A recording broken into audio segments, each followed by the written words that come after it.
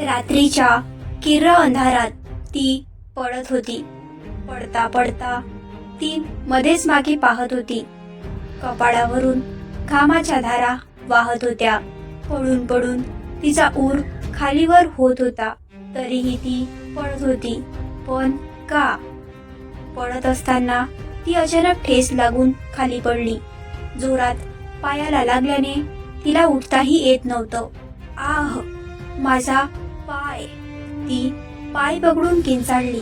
तिची धावपळ चालू होती उठण्याची, पण पायाला लागल्याने तिला उठता येत नव्हतं. उठ असं हार मानून नाही चालणार, नाहीतर तो राक्षस तुझ्यापर्यंत पोहोचेल. ती स्वतःशीच बोलत होती की तिच्या कानावर आता गाड्यांचा आवाज ऐकू येऊ लागला. तशी ती घाबरली. तो आला. मी काय करू? मला नाही त्याच्या तावडीत पुन्हा सापडायची. दुसऱ्या पायावर जोर देत ती कशीबशी उठली. ती जशी उठून उभी राहिली तशी तिच्या पायातून कड गेली. आई ग! ती तशीच लंगडत हळूहळू पडत होती. गाड्यांचा आवाज आता खूप जवळून येत होता. तसा तिचा जीव खालीवर होत होता. काही क्षणात एक गाडी तिच्या समोर येऊन थांबली. त्या गाडी पाठोपाठ अशा कितीतरी गाड्या थांबल्या. मर्सडीज कारच्या पुढचा दरवाजा ओपन करून एक गार्ड बाहेर आला. त्याने लगेच मागचा दरवाजा उघडला. तशी कारच्या आत बसलेली व्यक्तीने एक पाऊल बाहेर ठेवले. तशी ती दुरून पाहणारी थरथर कापू लागली. त्याच्या येण्याने वातावरण बदल झाला होता. त्याचा ऑरा जाणवत होता. तो म्हणजेच समर किर्लोस्कर, ज्यांच्या नावाने अख्खं कोल्हापूर शहर घाबरतो. तो आज इथे यावेळी आला होता. किर्लोस्कर खानदानाची दहशत अशी होती की त्याच्या वाटेला जाण्याचं सहसा कोणी धाडस करत नाही. जो करतो त्याचे मात्र हाल हाल होतात. टक टक टक फुटांचा आवाज त्या परिसरात घुमला. ती मात्र त्याला स्वतःकडे येताना पाहून घाबरत मागे मागे जात होती. कितीही उठण्याचा प्रयत्न केला तरीही तिला उठता येत नव्हतं. साक्षात यम समोर उभा होता. त्याची ती आग ओकणारे डोळे पाहून ती भीतीने थरथर कापत होती. तिची अवस्था पाहून त्याने ओठ तिरपे गेले. बरं वाटलं तुला असं घाबरताना? हेच पाहायचं होतं मला. तुझ्या चेहऱ्यावर तो खाली गुडघ्यावर बसला आणि तिचे केस घट्ट पकडून म्हणाला. केस घट्ट पकडल्याने तिला दुखलं आणि ती वेदनेने कळवळली. दुखलं तुला? हा, दुखलं? ही तर फक्त सुरुवात आहे. तू मदत केलीस ना बहिणीला भर मांडवातून जाण्यास. पडून याची शिक्षा तर तुला मिळणारच. तो एक शब्दावर जोर देत म्हणाला. नाही, मी खरंच नाही तिला पडून जाण्यास मदत केली. प्लीज माझ्यावर विश्वास ठेवा, ती घाबरत म्हणाली. तुझ्यावर विश्वास ठेवू? पुरावे आहेत माझ्याकडे. तूच तिला पडून जायला मदत केली. त्याच्या आवाजात राग होता.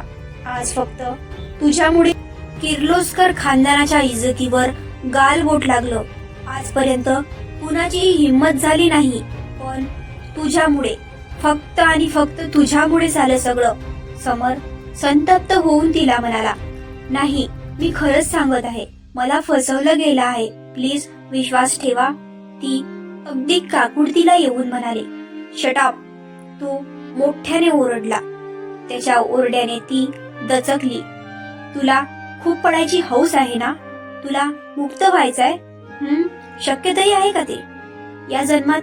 समरने तिचे केस घट्ट आवळून धरले. केस घट्ट पकडल्याने तिला त्रास झाला. तुझी हिंमत कशी झाली किर्लोस्कर परिवाराच्या मुलीला पडून जायला मदत करायची? याची तर शिक्षा नक्कीच तुला मिळेल. तीही कायम लक्षात राहिली अशी. चल उठ! ओरडला तो तिच्यावर. तशी ती घाबरून पटकन उठून उभी राहिली. तशी तिच्या पायातून कड गेली. आऊच! पाय पकडून ती पुन्हा खाली बसली. उठ! जास्त नाटक करू नकोस. कितीही नाटकी केली तरी तुला माझ्या तावडीतून सुटका नाही, समजलं? त्याने तिला हाताला पकडून उठवलं आणि तसंच तो तिला खेचत कारकडे घेऊन जात होता. त्यामुळे तिचा पाय अजून जास्त दुखू लागला होता. पण हार्टलेस असलेला तो, त्याच्यावर तिचा बोलण्याचा काहीच फरक पडला नाही. तो तसंच तिला घेऊन कारकडे आला. Open the door. त्याच्या हुकमी आवाज आला तसे तिथे असलेल्या एका बॉडीगार्डने पटकन डोअर ओपन केले. डोअर ओपन होताच त्याने तिला सरळ आत ढकलून दिले आणि लगेच तोही जाऊन बसला. ढकलल्यामुळे तिच्या पायाला हिसका बसला. अजून जास्त पाय दुखू लागला. चला, त्याने ऑर्डर देताच ड्रायव्हरने लगेच कार स्टार्ट केली आणि राजवाड्याकडे जाणाऱ्या रस्त्याकडे नेली. काहीच वेळात ती कार एका मोठ्या गेट समोर उभी होती. त्या गेटच्या उजव्या बाजूला मोठ्या सोनेरी अक्षरात किर्लोस्कर राजवाडा लिहिलेले होते. भव्य लोखंडी गेट, बाहेरही कडक सुरक्षा होती. सुरक्षकांनी गेट उघडताच ड्रायव्हरने गाडी आत नेली. भव्य असा राजवाडा अगदी थाटात उभा होता. पूर्ण राजवाडा सजवला होता, कारण किर्लोस्कर घराण्याच्या मुलीचे जे लग्न होणार होते त्याच्या लग्नातून नवरी मुलगी म्हणजे त्या घराण्याची आणि समर किर्लोस्करची बहीण पळून गेली होती. सगळे टेन्शन मध्ये होते. राजवाड्याची बांधणी भव्य आणि देखणी होती. रात्रीच्या वेळी तो राजवाडा लाइटिंगने उजाडून गेला होता. गेटमधून आत येतात समोरच्या अंगणात फवारणी बाग लक्ष वेधून घेत होते. मुख्य प्रवेशद्वार आकर्षक अशी नक्षीकामे दिसते. प्रवेशद्वार आत पासून ते राजवाड्याच्या मुख्य इमारतीपर्यंत जाणारा रस्ता प्रशस्त आहे आणि रस्त्याच्या दुर्फात सुंदर फवारे आणि हिरवीगार बागा आहेत. बागामध्ये सुंदर फुलांची झाडे आहे आणि विविध प्रकारची झाडे आहेत.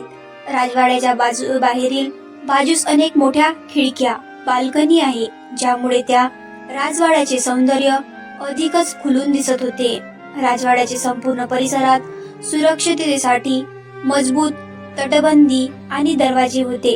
राजवाड्याच्या आतल्या बाजूस मोठे दरवाजे आणि प्रशस्त हॉल, ज्यात मोठे झुंबर होते आणि त्या झुंबराच्या प्रकाशात आलिशान राजवाडा उजळून निघाला होता.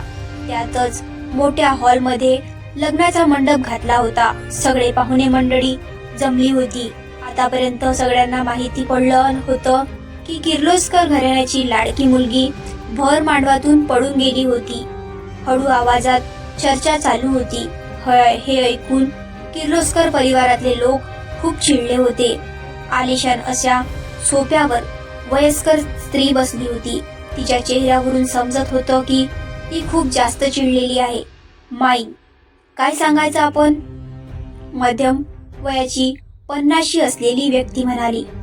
गिरिराज, तुझ्या लहान मुलीला तयार कर. या मांडवात आज लग्न होईल. आलेली वरात खाली हात जाणार नाही. माईंनी जवळपास आदेश दिला. पण माई, गिरिराज काही बोलणार त्याआधीच माईने हात दाखवला. याचा अर्थ एकही शब्द पुढे बोलायचा नाही. गिरिराज, विसरू नको, आमचा निर्णय हा अंतिम निर्णय, माई कडक शब्दात म्हणाल्या. हो माई, गिरिराज म्हणाला. दुसऱ्या हॉलमध्ये सगळे घरचे जमले होते. नवऱ्या मुलीकडची मंडळीही आली होती. त्याचसोबत माई बोलत होत्या. बोलून झाल्यावर सगळ्यांना माईचा निर्णय पटला. गिरिराज यांची लहान मुलगी सावी हीच लग्न करायचे ठरवले. अक्षराही या लग्नाला तयार झाली, कारण दुसरा काही मार्ग नव्हता तिच्याकडे. समर तिला हाताला धरून घेऊन आत येत होता. सगळे पाहुणे मंडळी पाहत होती. त्याला काहीच फरक पडत नव्हता. समर, थांबा, माईने आवाज दिला तसा तो जागेवरच थांबला. हे काय आहे समर? तू या मुलीचा हात कसा काय पकडू शकतो? तिच्याबद्दल काहीही माहित नसताना तू तिला या राजवाड्यात आणली. गेली होती ना या राजवाड्यातून, मग परत का आणली? यावेळी माई आवाजात जबर ठेवूनच म्हणाल्या. माई, तिने सानवीला पळून जाण्यात मदत केली आणि तू म्हणत आहेस की हिला परत का आणलीस? माझे काही पर्सनलही हिशोब बाकी आहे हिच्या बरोबर. माई, तुम्ही यात पडू नका, समर रागाने म्हणाला. नाही नाही, मी खरंच काही केलं नाही, ती अगदी काकुळतीने म्हणाली. तिचं बोलणं होताच नाही की दुसऱ्या क्षणी तिच्या गालावर चपराक बसली. तुझी एवढी हिंमत की तू माझ्या मुलीला पडून जायला मदत केली? रागाते तिच्याकडे पाहत म्हणाली उमा. आपल्या राजवाड्यात अजूनपर्यंत मुलीच्या कानाखाली दिलेली नाहीये. ही आपली पद्धत नाही. मग ती व्यक्ती बाहेरची का असेना, मला इथे तमाशा नकोय. गिरिराज समजाविला, पुन्हा हे असं घडायला नको, नाहीतर माझ्या इतकी वाईट कुणीही नाही. माई एक शब्दावर जोर देत म्हणाल्या, समर, तुमच्या लहान बहिणीचे लग्न आहे. पटकन रेडी होऊन या. आम्हाला आता कुठलाही तमाशा नकोय. आणि हो, या पोरीला जिथून आणले आहे तिथे सोडा. माई म्हणाल्या. माई, या मांडवात आज 2 लग्न होणार आहे, समर म्हणाला. तसे सगळे आश्चर्य झाले. काय बोलत आहेस तू? लग्न करण्यासाठी मुलीची गरज लागते, माई थोड्या चिडून म्हणाल्या. माई समोरच तर मुलगी आहे, हिच्या बरोबर लग्न करणार आहे. हे लग्न तर असेल, पण तिच्यासाठी ही एक शिक्षा असणार आहे. खूप मोठी चूक केली तिने, असं वागून मग चुकीची शिक्षा नको मिळायला. क्रूर हसत तो म्हणाला, चला लागा कामाला. त्याने काही लेडीज स्टाफला बोलून तिला रेडी करून आणायला सांगितलं आणि तो स्वतः रेडी व्हायला गेला. म्हणजे या घरातील मोठ्या व्यक्ती सावित्री किर्लोस्कर. या राजवाड्यात जर कुणाची सत्ता असेल तर ती या सावित्री किर्लोस्कर यांची. त्यानंतर समर किर्लोस्कर यांच्या वाऱ्यातलाही कुणी उभं राहू शकत नाही असं व्यक्तिमत्व. जशी आजी तसा नातू. सगळेजण लग्नाच्या तयारीला लागले होते. अक्षरा आणि शिवचे लग्न झाल्यावर 5 मिनिटांनी लगेच समोर तिच्याशी लग्न करणार होता. लग्नाचा मंडप राजेशाही थाटात सजला होता. आलिशान असा हॉल होता. हॉलच्या मधोमध गोलाकार जिना, जो वरच्या मजल्यावर जातो.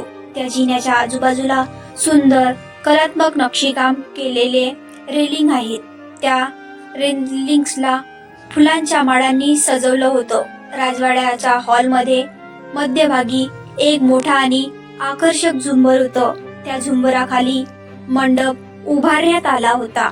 सगळं कसं राजेशाही होतं. कुठलीच कमी ठेवली नव्हती किर्लोस्कर परिवाराने. जिन्यावर लाल रंगाचा पायघड्या घातल्या होत्या. दोन्ही बाजूला पाकड्यांनी सजवलं होतं. आलेले पाहुणे तो राजवाडा पाहण्यात दंग झाले होते. आलेल्या पाहुण्यांचे स्वागत घरातली मंडळी करत होती. लग्नाला सर्वपक्षीय राजकीय नेते आलेले होते. नावाजलेले बिझनेसमॅन आले होते. हे लग्न एक शाही लग्न होणार होतं. तर तो त्याच्या खोलीत सोफ्यावर मागे टेकून बसला होता. रूम मध्ये डीम लाईट लावली होती आणि त्याच्या उजेड थोडा त्याच्या चेहऱ्यावर येत होता. चेहऱ्यावर कसलेच भाव नसते. कसल्या तरी विचारात हरवला होता तो. इतकं सोपं नाहीये माझ्यापासून पळून जाणं. तू खूप मोठी चूक केली होती जान. माझ्यावर हात उचलून त्याची शिक्षा म्हणून तुला बंदिस्त केलं आणि याच गोष्टीचा बदला घेण्यासाठी तू माझ्या बहिणीला मदत घेतलं तर कोई बात नाही. आता आपण कायम एकत्र असू. तुला या सगळ्याची किंमत तर मोजावी लागेल. मनातल्या मनात बोलला, पण त्याच्या चेहऱ्यावर आलेले ते कुटील हसू मात्र खूप काही सांगून जात होतं. बॉस, बाहेरून आवाज आला तसा तो विचारातून बाहेर पडला.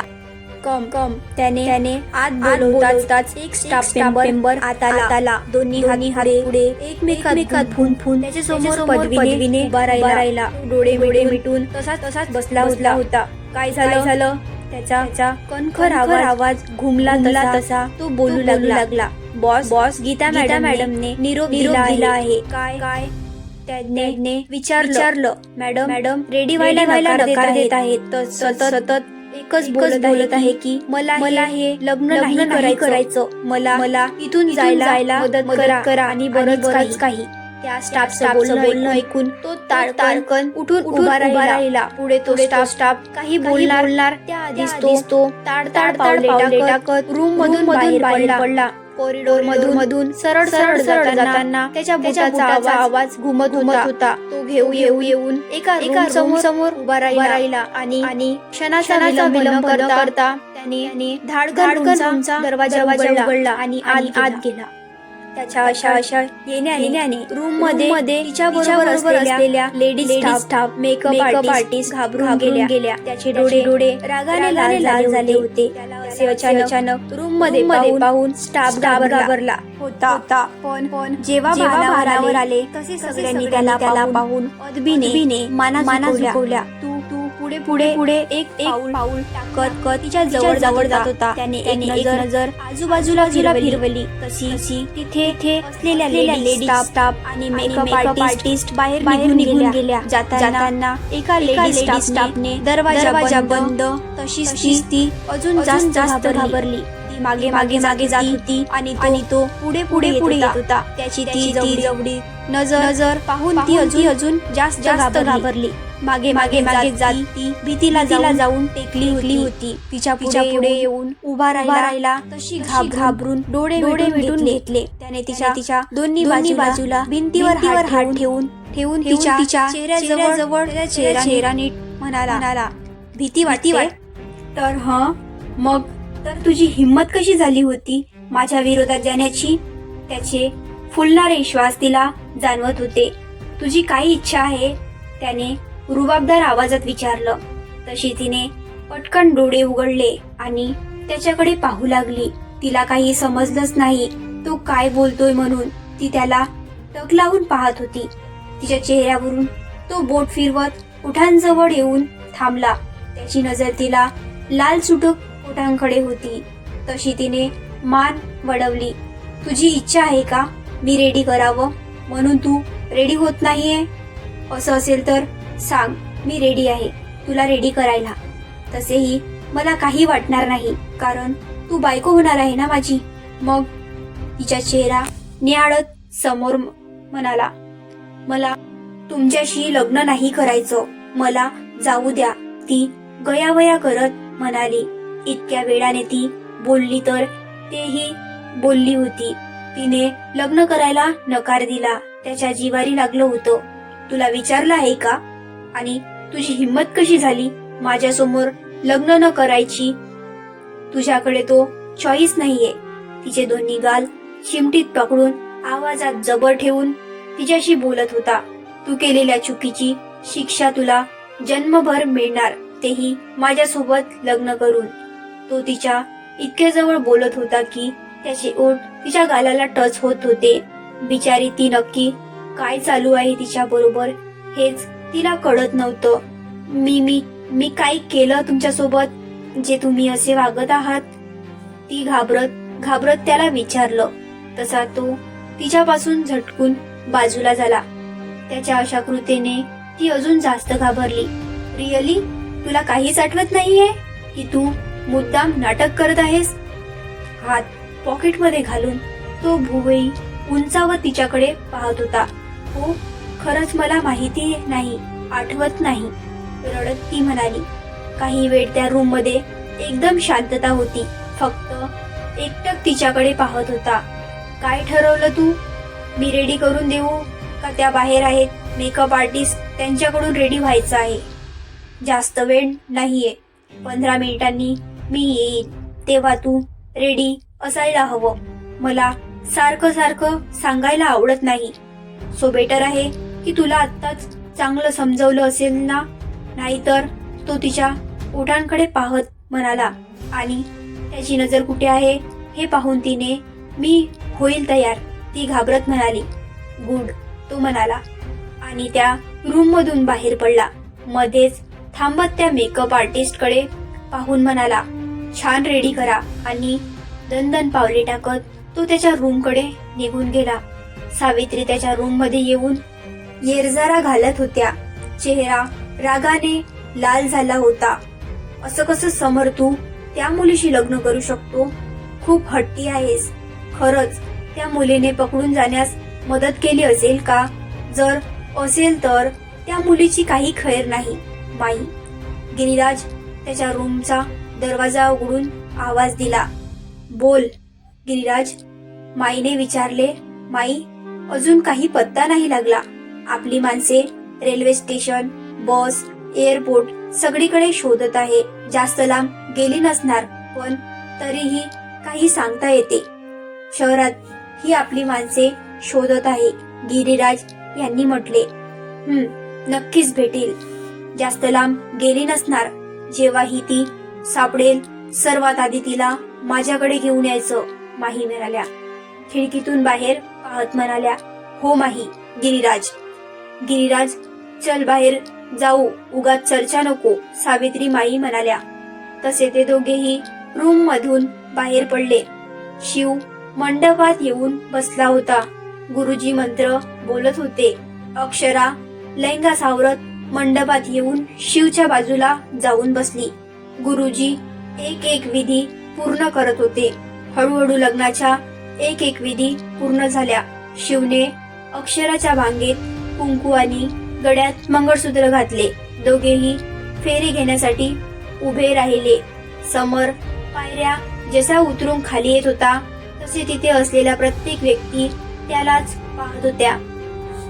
पीच कलरची शेरवानी आणि त्यावर धोतर नेसलेले होते.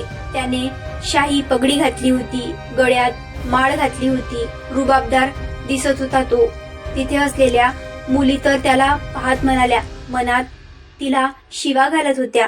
त्याच्यावरून सहज कुणाचीही नजर हटत नव्हती. येईल का सावी लग्न मंडपात? ती करेल का समरशी लग्न? पुढे काय होणार आहे हे पाहूया पुढील भागात. तोपर्यंत आपल्या चॅनलला सबस्क्राईब करून ठेवा आणि व्हिडिओला लाईक करा.